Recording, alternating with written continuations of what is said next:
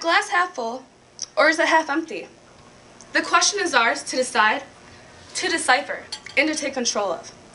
Optimism is the answer to a lifelong journey that many will continue to ignore. Some will take the easy way out, and others will work as hard as they can to succeed. We must take advantage of our youth to protect our futures. Either path contains emotions that may help in the discovery of our future. How is it as young adults we're so oblivious to the outside world? How is it that we're so confident in success we hardly remember which way that is? The future holds the individual mindset, but also how one mind can affect so many others. Do you express yourself with complexity or interpret situations in the best possible light? So many have asked me, why are you so happy all the time? Or, you're so positive. Doesn't anything get you down? The reason is, I'm optimistic, and I tend to see the bright side of everything. The positivity each individual finds in a situation is most important. For example, writing an essay in school or doing a project for a class you may dislike might seem pointless, but being optimistic about it could guide you to seeing it as a benefit to your future. Writing an essay could lead you to a love of literature, or doing that seemingly tedious but crucial research paper could convince you enjoy discovery and someday you could make it a career. Seeing the light at the end of the tunnel instead of miles of darkness, in my opinion, is a moral statement.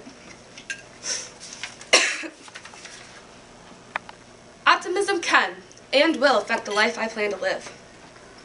Rather than being fearful of the uncertainties that life brings, one should look forward in anticipation, knowing life will only get better. I personally know how it is to work hard for something you want. This I realized the summer of 2012. My friends introduced me to the party scene. I was pressured into doing drugs, and I started drinking regularly. My optimistic mindset started to fade away. My boyfriend, his friend, and I found ourselves in a bit of trouble. I drove a car that I didn't know was stolen, and the other two robbed the store. At the time, I was very nonchalant about the whole incident, but I'm currently still facing consequences for something that could have been avoided if I were aware of and put myself through the Rotary 4-way test. Is it the truth? The person I was before was not. The mistakes I made were not true to myself or those involved.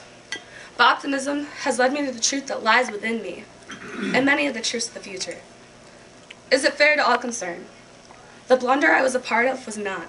It was unfair to everyone. It didn't help anyone in any way, but optimism has enabled those who care about me to worry less in my life going in a downward spiral. Will it bring goodwill and better friendships? Absolutely not. The friends I had were unremarkable. They pushed me into doing something terrible, and the good friends I did have left me after they gave up on pushing me to the right path. Now, optimism has brought me to a better understanding of the world, as well as everyone around me. Optimism has led me to new and better friends that expect the same of me as I do of them. I have become a better person in general. Is it beneficial to all concerned? The mistakes I made not only hurt the victims, but myself as well. Optimism encouraged me to go outside of my comfort zone, to reach for the very best, to better my way of life, and to break bad habits. Grades are the only thing that will get me out of facing jail time. Something that I was always great at keeping up seemed to fall after I got caught up with the wrong people.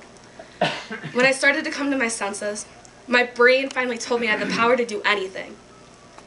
I am an intelligent teenager who made a mistake. I found myself in a rut that anyone else might think impossible to escape. But being the optimistic person I am, I was only concerned with riding the roller coaster of life right back to the top. I always say to myself, if I'm at rock bottom, then the only possible way to go is up. I dumped my so-called great boyfriend and kicked my friends to the curbs. My grades started to improve. I started to get more involved in school. I got back into sports and started practicing my clarinet and took a part in the school musical. Soon C's and D's turned into A's. I got myself back on track, and now I've planned to live a great life full of happiness that is not temporary. Optimism and exuberance led me to find the person who I really am, and not who others want me to be. Through Optimism and a few new friends, I found success.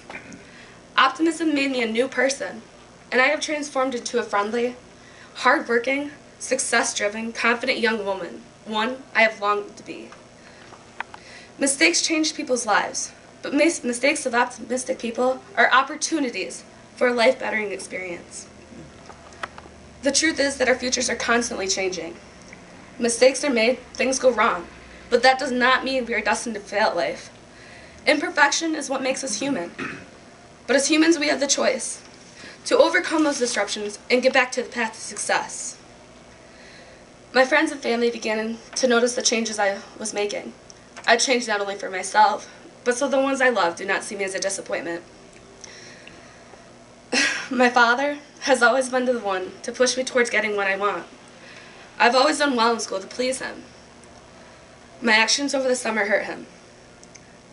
He never said it aloud, but I could tell he was upset at seeing his little girl go down the wrong path.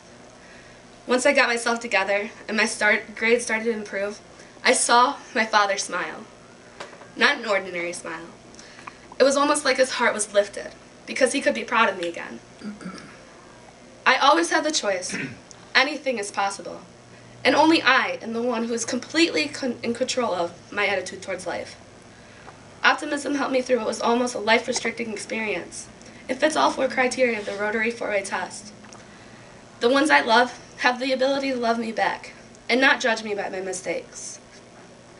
I can be someone I love to be and someone I can continue to build on and become an even greater success. Thank you, ladies and gentlemen. Milk? Well, some people get coffee. Keep it for the future, okay? Taylor, what do you drink? Coffee. Coffee. Well, there you go. You got your coffee mug. So, best wishes to the 2 of you, and I'd like Kim to come up, Kim Ward, and express how she feels about you 2, okay? So, Kim, come on up.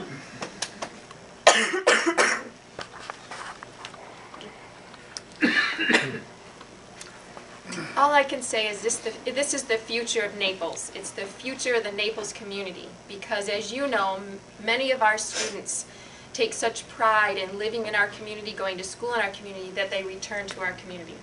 And if this is an example of the young people that will return to our community to give back to their community, whether they're members of Rotary or they come back and work at school, perhaps, maybe as teachers or administrators, we're just so proud of you. And even if you don't return to Naples, you'll always be our Naples. And I just can't say enough. I am just so impressed. This was my first opportunity to hear both of you speak. I've been hearing lots of grand things, and so it was a real pleasure to hear both of your stories and aspirations this afternoon, and I just appreciate it so much. And I do want to say that in the midst of being part of the oratorical contest, I believe both were in the musical this year, right, Taylor? Well, kind of. But behind the Yes. scenes, right? Right? And that takes a lot of time and energy out of their days and nights in addition, and that is a big undertaking. So these are students that are not just good students, but they're also participating in extracurricular activities, so they're what we refer to as our well-rounded students. But where do they find time to sleep and do all those other things? But they do, and I'm just so proud of both of you. Thank you so much. Great. Thank you.